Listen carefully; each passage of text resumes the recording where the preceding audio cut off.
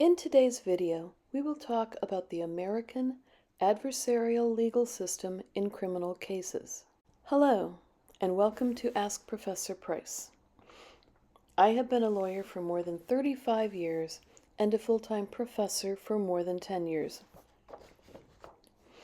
People studying law or criminal justice or working in the legal or law enforcement fields need to know what an adversarial legal system is and how this works in American criminal cases. We will also talk about the difference between substantive and procedural law. Lastly, we will discuss the burden of proof in criminal cases. So let's jump into the adversary system. In a non-adversarial system, you only have one side presenting arguments or presenting a case to the court. And it sounds very one-sided because it is. And in non-adversarial systems like that, it's usually the government who wins the cases because the defendant does not get to participate. Our founding fathers considered that type of legal system to be unfair, and that if a person was accused of something, they should have the right to go into court and tell their side of the story. In the American adversarial legal system in criminal cases, we have exactly that. We have a prosecutor arguing on behalf of the government and asking for a conviction, and we have the defendant and usually a defense lawyer advocating for the defendant. In the adversary system, both sides get to put on evidence and testimony, and they get to attack the evidence and testimony of the other side. The goal is that at the end of the trial, the judge can make sense of it all and balance the testimony and the evidence and decide whether the defendant was guilty or not guilty. Often a jury is involved in this process as well. In the American legal system, we have substantive law and procedural law. Substantive law is made up of the rules that create legal obligations. Let's say that two people get divorced and they have a child in common. The substantive law would include an obligation for one parent to pay child support on behalf of the child to the other parent. That is a substantive legal obligation, and it's in civil law. Civil law can involve things like personal injury or other torts, contract disputes, domestic relations like divorce or child custody or support. It can involve wills and administration of estates, and many other things. Substantive criminal law involves what facts constitute a robbery, murder, theft, and similar criminal laws. So that's the substantive civil law and substantive criminal law. So what is procedural law? Procedural law is the method of enforcing the legal obligations created by substantive law. In other words, let's say that you have a contract and you allege that some other party to the contract breached their legal obligations in civil law under the contract. What would you do? Well, if you couldn't resolve the dispute with the person out of court, you could file a lawsuit. How would you file the lawsuit? Where would you file it? How many pages would the initial pleadings, meaning petition and other initial paperwork, how many pages would they be? What would be the size of the sheets of paper? Even the margins on the paper would be stipulated by procedural law. Once they got served with the initial paperwork, how long would they have before they were required to file a response? Those kind of matters are called procedural law. And before you start to think, oh, well, procedural law is not as important as the laws that determine what a crime is, many criminal cases get resolved based on procedural grounds. So if someone did not follow the procedural rules, the court will jump on that as a way to dismiss a case, because it's a lot quicker and easier to rule on a case on procedural grounds rather than on factual grounds, which would be the substantive issues. Please hit subscribe and the thumbs up icon if you enjoy this video. Also, please feel free to share this video with people you think could benefit from the information.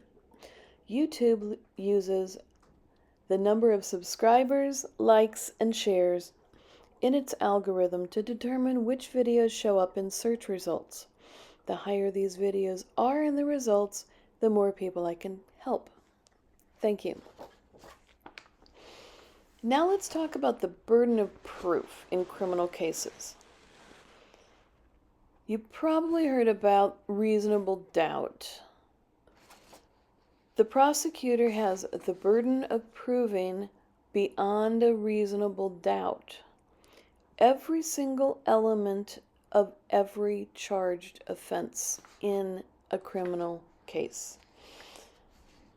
So what they would do is, let's say someone is charged with murder. The prosecutor would look up the statutes and write down every element they have to prove for someone to get convicted of murder. Now, the prosecutor has to find credible, meaning believable, evidence, and it has to be admissible evidence, to prove every single element of murder beyond a reasonable doubt. If there's even one element missing that the prosecutor can't prove, the jury is not supposed to find the defendant guilty. Even if they think they're guilty as sin, our legal system is based on the fundamental principle that a person is innocent until proven guilty, and we define being proven guilty as the prosecutor proving every element of every charged crime beyond a reasonable doubt. Now, what is a reasonable doubt? If the prosecutor proved that the defendant had a gun, they took it to where the victim was, they fired 6 shots, hitting the person at close range with all of the bullets, and the person died from their injuries hours later after being taken to the hospital by ambulance. The prosecutor, if they can put on credible, admissible evidence of each element of murder and of each of those facts, will probably secure a conviction. If the defendant's case is that maybe at a stoplight on the way to the hospital, some unknown third party jumped into the back of the ambulance and stabbed the victim and that that's what killed them, even though there were no stab wounds found on autopsy, the defendant might argue, well, this could establish reasonable doubt that even though they have no evidence that anyone did that, it could have happened. That is not an example of reasonable doubt. It's a very remote possibility, highly unlikely, and it does not weaken the prosecution's case. Part of the burden of proof on the prosecutor includes certain constitutional safeguards within the system. Prosecutor is not allowed to completely railroad the defendant. Defendants have safeguards created by the Constitution, including the right of cross-examination under the Sixth Amendment. Cross-examination means that the defendant or their lawyer has the right to ask questions of the prosecution witnesses after they testify for the prosecution. They can cross-examine them to try to reveal any weaknesses or inconsistencies in their testimony. If a witness said something different before trial, but in a deposition, for example, and then they change their testimony at trial, that inconsistency could establish a reasonable doubt. But the defendant can't pursue that issue if they don't have the right of cross-examination.